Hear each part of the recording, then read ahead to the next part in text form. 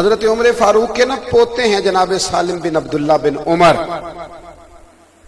امام ابو نعیم نے لکھا ہے کہ یہ نا طواف کر رہے تھے بیت اللہ شریف کا، بڑے درویش تھے.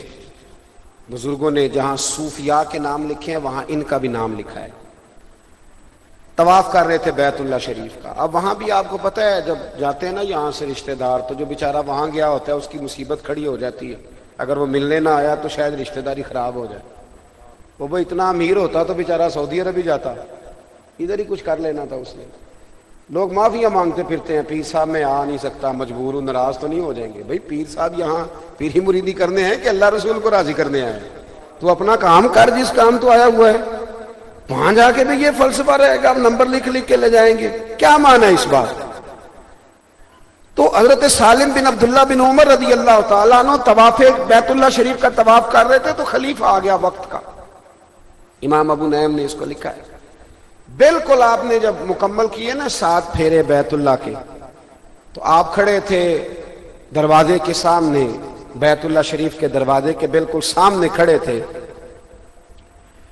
تو آ گیا، السلام علیکم کے بعد کہنے لگا حضور میں امیر ہوں، مکے کا گورنر ہوں، کوئی حکم ہو تو بتائیے گا.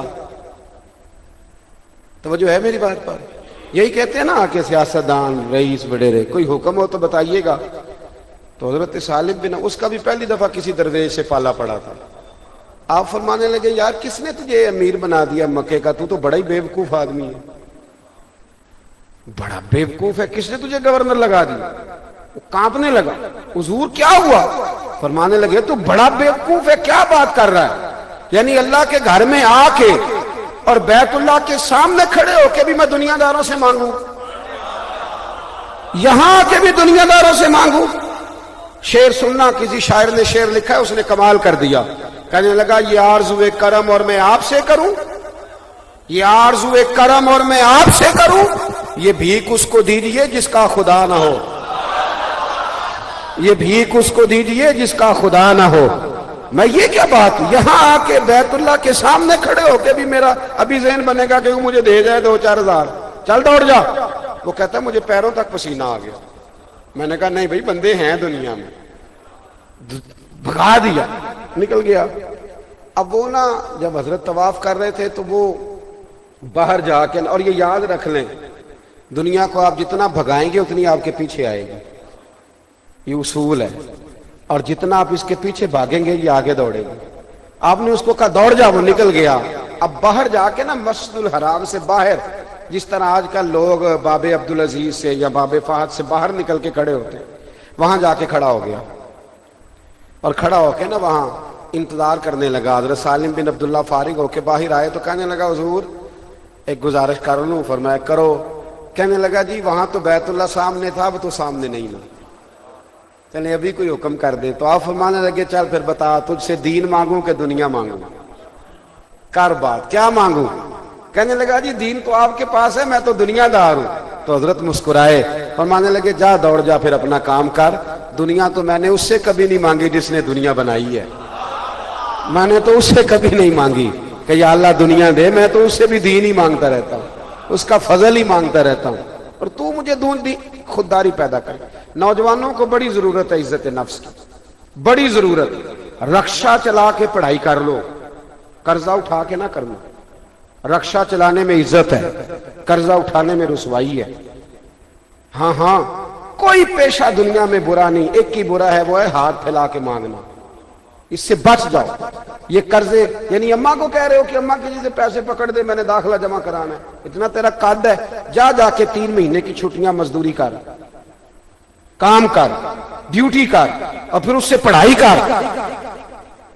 یہ کیا بات ہوئی کہ آپ، اور پھر جوان ہونے کے بعد وہ ابا جی کو تانا دے رہے، کہتے ہیں بھائی تو کچھ کمایا نہیں، تو چل پتر تو بڑا ہو گیا، تو کما لینا، پتہ چلے کہ تو کیا کرتا ہے.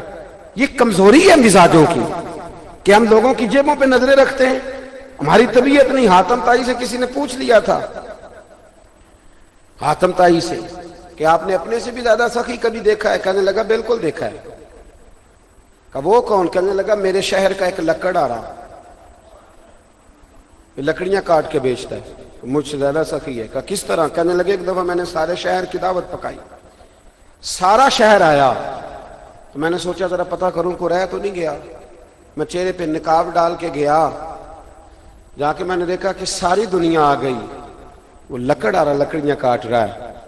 تو میں نے اسے جا کے کہا کہ آپ کو نہیں پتا کہ حاتم تائی کی آج دعوت ہے؟ کہنے لگا بیٹے پتا تو ہے, پر مجھے نا اپنے ہاتھوں کی کمائی کا چسکا لگ گیا ہے.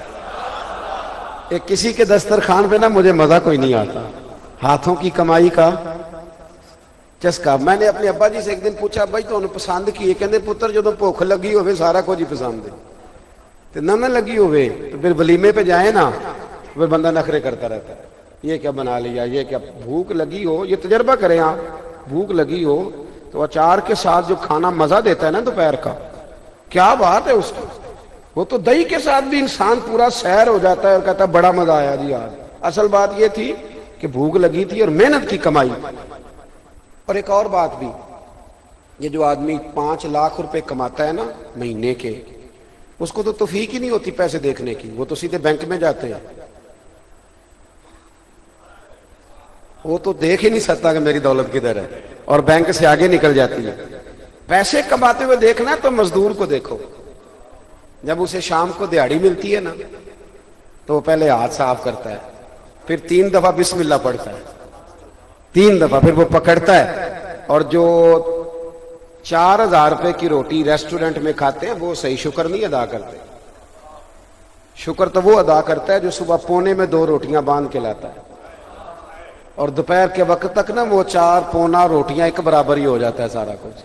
اور پھر وہ جب کھولتا ہے اللہ اکبر, اور پانی کا پیالہ پاس رکھتا ہے, اور پھر وہ 2 روٹیاں خشک کھا کے اچار کے ساتھ, وہ جب آسمان کی طرف ہاتھ باندھتا ہے نا, اگرچہ رب کریم تو ہر طرف ہی ہے, وہ جب کہتے ہیں نا یا اللہ تیرا شکر ہے, تو پتہ چلتا ہے کہ شکر اس کا نام ہے, اس کا نام شکریہ ہے. تو مزیدار زندگی گزارو, مزیدار, یہ مزیدار زندگی ہے مزدوری کر کے کھانا, یہ لطف والی زندگی ہے اپنے پیسوں سے جینا, یہ لطف والی زندگی ہے اپنے اخراجات کے اندر قائم رہنا. باتیں چونکہ زیادہ کر نہیں سکتا, سمیٹنا چاہ رہا ہوں. تو حاتم تائی کہتے ہیں کہ وہ کہنے لگا مجھے اپنے ہاتھوں کی کمائی کا چسکا لگ گیا. تو فرماتے ہیں کہ میں بڑا متاثر ہوا, واپس آنے لگا تو اس لکڑ آرے نے مجھے آواز دی, کہنے لگا بیٹا دعوت پہ جا رہے ہو تم بھی؟ میں نے کہا میں بھی دعوت پہ جا رہا ہوں. تو کہتے ہیں اس نے نا مجھے بلایا, اور جب میں قریب آیا تو اس نے 5 آنے مجھے دیے, 5 دینار دیے. کہنے لگا یہ لے جاؤ, حاتم تائی کو نہ دینا, وہاں جو لانگری لنگر پکا رہا ہو نا اسے دینا, بڑے بڑے اچھے لوگ روٹی کھانے آئیں گے, چلو میرا بھی حصہ پڑ جائے گا, یہ لے جاؤ ذرا نا, تو وہاں شامل کر دینا. فرماتے ہیں میں نے چہرے سے نقاب اٹھایا اور میں نے بابے کو سینے سے لگایا. میں نے کہا بابا میں امیر ہو کے سخی ہوں, پر تو غریب ہو کے بڑا سخی ہے. مالاں والے سخی نہیں ہوندے تے سخیاں کول مال نہیں ہوندا, ایتھے اوتھے دوویں جہان نہیں, سخی کنگال نہیں ہوندا.